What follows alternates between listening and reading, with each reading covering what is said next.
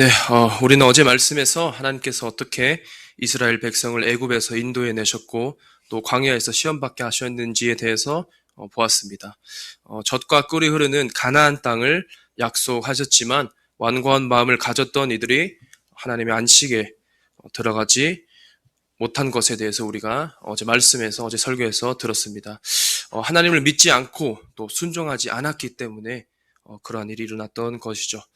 1절을 보면 하나님의 안식에 들어가지 못할 수 있으니 두려워하라고 말씀하십니다. 안식이란 그러면 과연 무엇일까요? 안식이라는 것은 쉼을 뜻하는 말이죠. 사전적 정의로는 근심 걱정 없이 편안하게 쉬는 것을 의미합니다. 모세와 여호수아 당시 이스라엘 민족에게 안식은 곧 가나안 땅으로 들어가는 것이었습니다. 애굽에서의 그 노예 생활에서 해방되어서 하나님께서 약속하신 그 땅으로 들어가는 것, 이것이 그들에게 약속된 안식이었습니다. 그러나 우리는 그 결과를 알다시피 이들은 40년간의 광야 생활을 지낸 그런 후에야 약속의 땅으로 들어갈 수 있었습니다. 이스라엘 민족에게 이 안식이 공간적인 의미를 가졌다면 오늘날 우리 그리스도인들에게 안식이라는 것은 하나님의 통치를 받고 사는 삶이라는 상태적인 그런 의미를 가집니다. 이스라엘이 애굽에서 노예 생활을 했듯이 우리는 우리가 그 복음 메시지 우리가 사용하는 그 부활 책자가 있죠. 거기서도 우리가 배우듯이 우리가 사탄과 똑같은 죄를 지었습니다. 무엇이죠? 바로 하나님과 같아지려 한 죄, 즉 내가 주인된 죄. 내가 주인된 죄로 인해서 우리가 사탄의 자식, 또 사탄의 종으로 살았습니다. 이처럼 이렇게 하나님과 원수된 관계에 놓여서 또 영원히 멸망받는 운명에 처하게 되었습니다. 그러나 이러한 상태에 있었던 우리에게 하나님께서 먼저 손을 내밀어 주셨습니다. 아들 예수님을 보내주셨고 하나님이신 그분의 피로 우리의 죄값을 치르신 것입니다. 이제 부활하신 예수님을 믿음으로 우리를 구원하시고 또 하나님의 통치 가운데 그분이 주시는 안식을 누리는 그런 삶을 우리에게 주신 것입니다. 이렇게 기쁜 소식을 우리가 들었습니다. 복음을 들은 것이죠. 2절에서는 이스라엘 민족이나 우리나 그들이나 우리나 기쁜 소식을 들은 것은 마찬가지라 하였습니다. 그러나 그 말씀은 그들은 그 이스라엘 백성들은 말씀을 듣고서도 그것을 믿음과 결합시키지 않았다라고 나와 있습니다. 그렇게 하지 않았기에 그들에게는 이 말씀이 아무런 유익이 되지 못하였습니다. 우리가 이스라엘 백성들을 한번 생각해 봅시다. 하나님께서는 이들에게 정말 만군의 주이시자 전능하신 분의 그런 면모를 보여주셨습니다. 우리가 그 출애굽의 그 과정을 성경에서 보면 알 수 있듯이 그 출애굽 과정에서 애굽의 10가지 재앙을 내리셨고 또 바다를 변해서 건너게 하셨고 낮에는 구름 기둥과 밤에는 불 기둥으로 이들을 인도하신 것을 보아왔습니다. 또 젖과 꿀이 흐르는 땅 가나안으로 인도하실 것을 저희가 또한 성경을 통해서 잘 알고 있습니다. 그러나 이 이스라엘 민족에게 이 기쁜 소식은 유익이 되지 못하였습니다. 하나님께서는 분명히 가나안으로 인도하실 것을 약속하였으나 그리하였으나 이스라엘 민족은 이것을 믿음과 결부시키지 않았습니다. 우리가 출애굽기에서 출애굽기를 보면은 모세가 시내산에 올라가서 하나님의 말씀을 듣고 또 계명을 받습니다. 그러고 있을 때 백성들이 무엇을 하고 있었냐면 모세가 오랫동안 시내산에서 내려오지 않자 금을 이렇게 모아가지고 녹여서 송아지상을 만듭니다.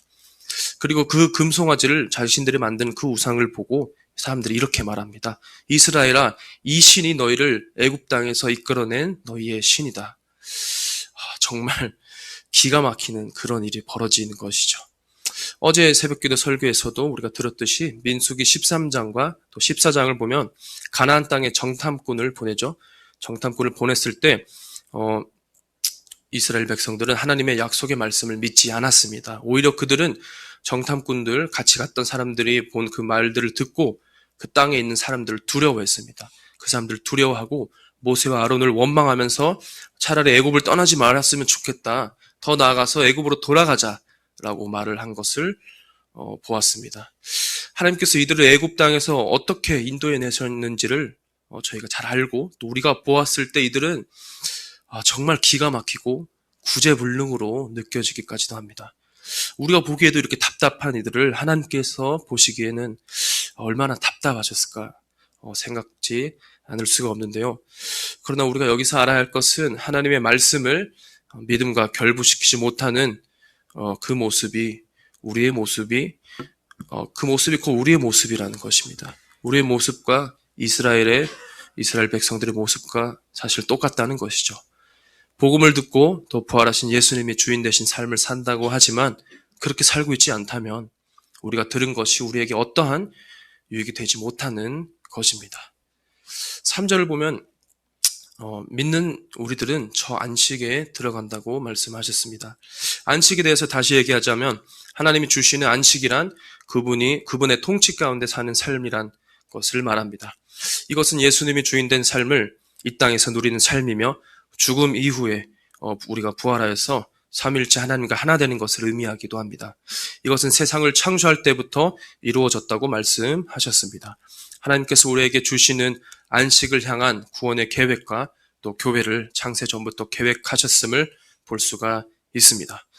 6절을 보면 복음 전함을 먼저 받은 자들, 즉 이스라엘 백성이 순종하지 아니하여서 가나안에 들어가지 못했던 것처럼, 이어서 7절, 오늘 너희가 그 음성을 듣거든 너희 마음을 완고하게 하지 말라고 하신다. 이렇게 나와 있습니다. 완고하다는 것은 고집스럽다는 것이죠. 고집스럽다는 것인데 이것을 영어에서 또 사전적인 의미를 보면 not willing to change your mind, 즉 이것을 번역하면 마음을 바꿀 생각이 없다는 뜻입니다. 하나님의 말씀을 나의 생각대로 내 입맛에 맞게 재단하고 또 우리가 취사 선택하지는 않았는지, 또한 하나님의 말씀을 듣고도 내 마음을 유지하고자 하고 바꾸려 하지 않았는지, 이것이 바로 내가 주인된 상태이죠. 우리가 하나님의 말씀을 대하는 태도가 어떤지 한번 돌아보아야 할 것입니다. 6절에서 11절까지는 사실상 1절에서 5절까지 나오는 것과 같은 것을 얘기하고 있습니다. 안식에 대한 약속과 또 이전에 이스라엘의 선조들이 불순종했던 것, 그리고 이것이 오늘날 우리에게도 주시는 말씀이라는 것입니다. 또한 하나님께서 우리에게 주실 안식은 창세 전부터 이루어졌으며 약속되어졌다는 것을 말하고 있습니다.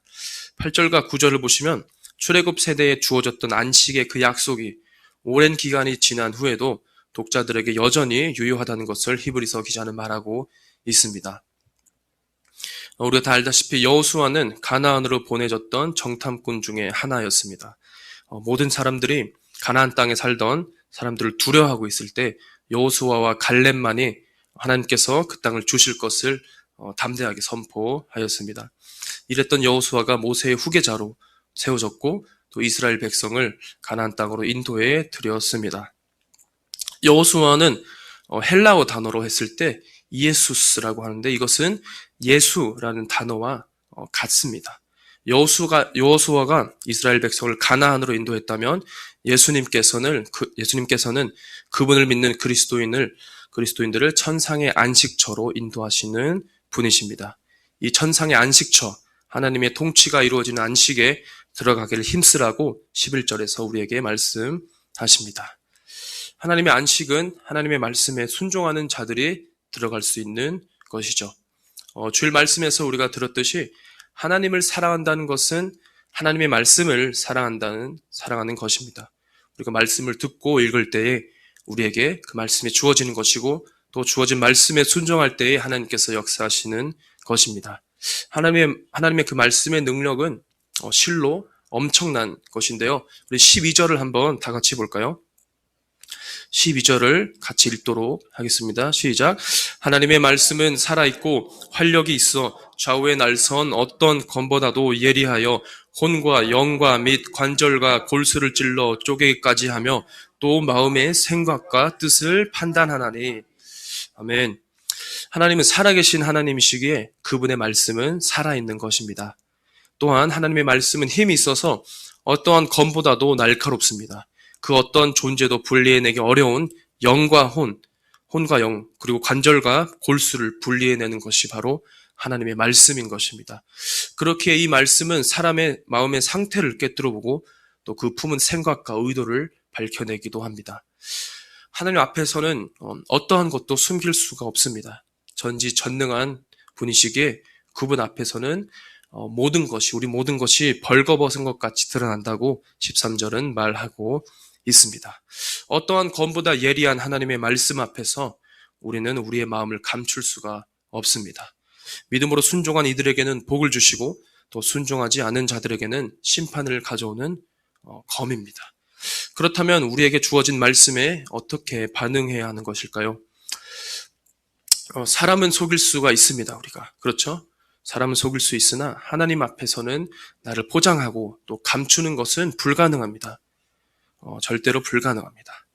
이제 부활하신 예수님을 주님으로 믿은 우리 그리스도인들은 주님 말씀을 붙잡고 살고 또 그 말씀에 순종할 때에 하나님의 통치 가운데 사는 삶, 또 진정한 안식에 들어가는 삶을 주신 것입니다.